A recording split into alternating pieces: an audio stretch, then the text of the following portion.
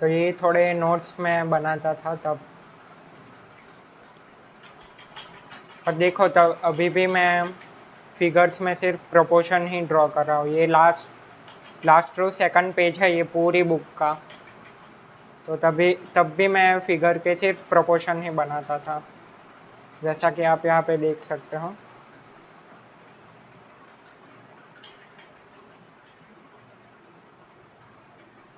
सिर्फ प्रोपोर्शन के ही स्केचेस है देखो पूरे।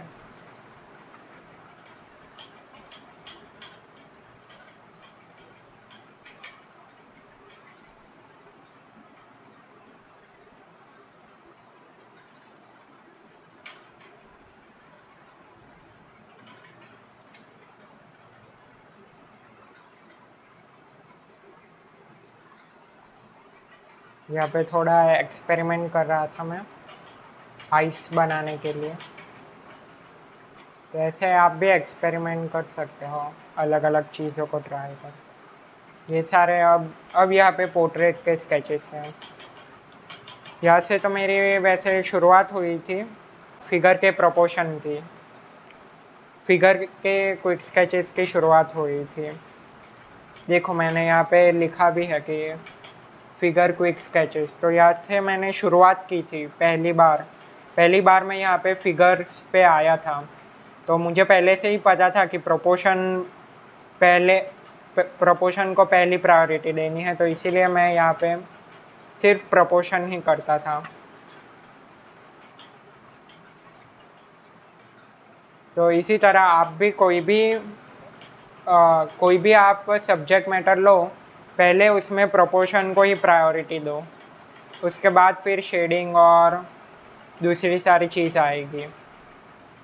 इसीलिए मैं बहुत बार बोलता हूँ कि प्रोपोर्शन पे सबसे पहले ध्यान दो और प्रोपोर्शन करके उस स्केच को छोड़ दो, ऐसे जैसे मैंने यहाँ पे किया है।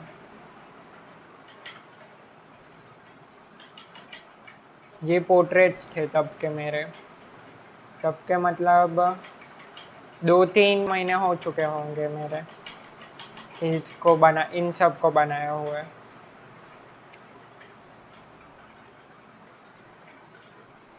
तो एक A4 साइज़ के पेज में मैं 3-3 हॉरिजॉन्टल में मैं बनाता था और एक पेज पे पूरे 9 स्केचेस बनाता था।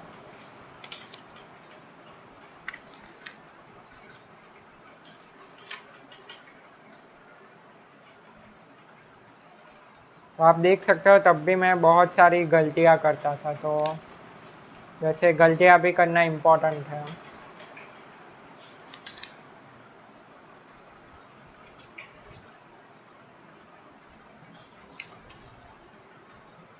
गलतियाँ करना और उससे सीखना, ये दोनों चीज़ें ध्यान में रखनी है।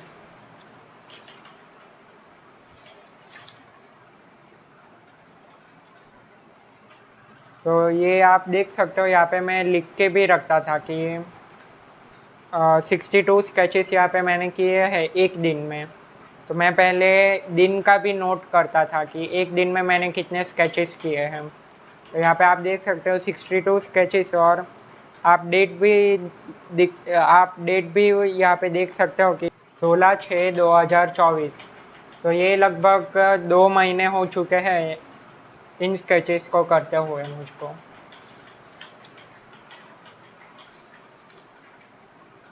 ये आपको मैं पहले के जो भी दिखाए हैं पहले के बुक के, तो वो मैं इंक्रीजिंग ऑर्डर में दिखा रहा हूँ। मतलब वो सबसे पहले के थे और ये रिसेंट के हैं। वो बहुत ही पुराने थे, वो जो मैंने दिखाए थे, तो वो पुराने से नए पे मैं जा रहा हूँ।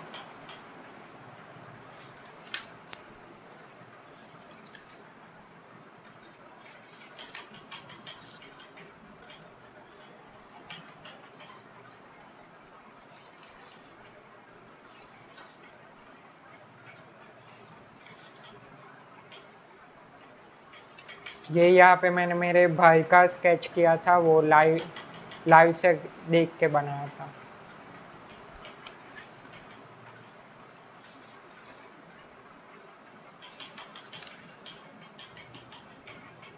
देखो और जो भी मुझे लगता था कि क्या सीखा है मैंने पोर्ट्रेट्स में, तो वो मैं लिख के भी यहाँ पे मैंने लिखा भी है कि शेडो का शेप्स को ध्यान में रखना है। तब अब आप देखोगे इन दोनों पोर्ट्रेट में आपको डिफरेंस दिखेगा कि यहाँ पे शेडो को मैंने शेप नहीं दिया है, और इसमें देखोगे तो यहाँ पे मैंने एक शेप दिया है कि ये यहाँ से यहाँ तक जा रहा है।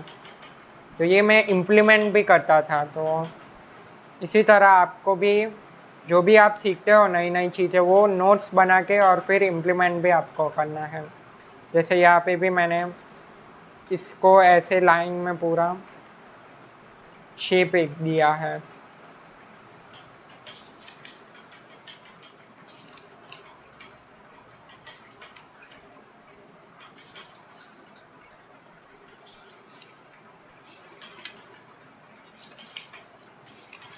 तो पोर्ट्रेट्स के लगातार स्केचेस किए हैं क्योंकि मुझे उसमें ज़्यादा मज़ा आता है।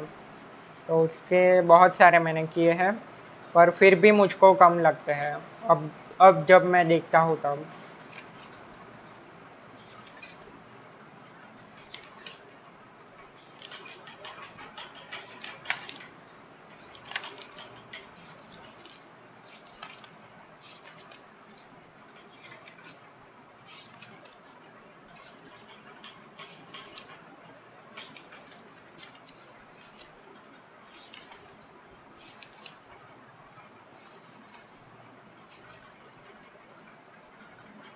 चारकोल से मैं यहाँ पे एक्सपेरिमेंट भी किया करता था पहले के टाइम पे।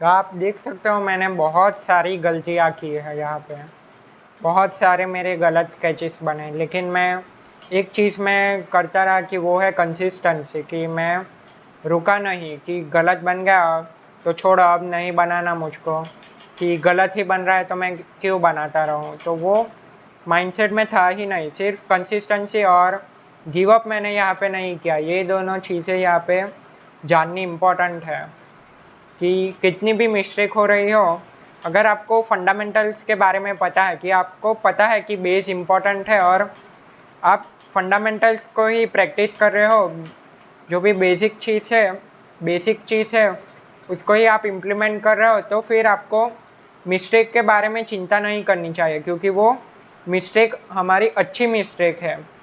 कि अगर मान लो किसी को फंडामेंटल्स के बारे में नहीं पता और वो जब पोर्ट्रेट बना रहा है तो उसका अप्रोच ही गलत हो गया, तो वो गलत अप्रोच से भी अगर सही बना रहा है तो वो उसको लगेगा कि वो सही बना रहा है। असल में रियलिटी में वो उसने गलत ही बनाया, क्योंकि वो अप्रोच ही गलत हो गई। तो वो शॉर्ट टर्म में तो उसको बेनिफिट दे देगा, लेकिन लॉन्ग टर्म में फिर उसको बहुत दिक्कत आएगी। तो इसीलिए यहाँ पे फंडामेंटल्स आप देख सकते हो, मैंने लाइंस यहाँ पे भी ड्रॉ की है, फिर भी यहाँ पे वो गलत बना है। तो वो मिस्टेक अच्छी मिस्टेक में हमारे काउंट होती है, क्योंकि फंडामेंटल्स हमें पता है, फिर उसको जब हम इम्प्लीमेंट करते हैं तब जो भी मिस्टेक हो रही है वो हमारे फेवर में ही है, ऐसा आप समझो।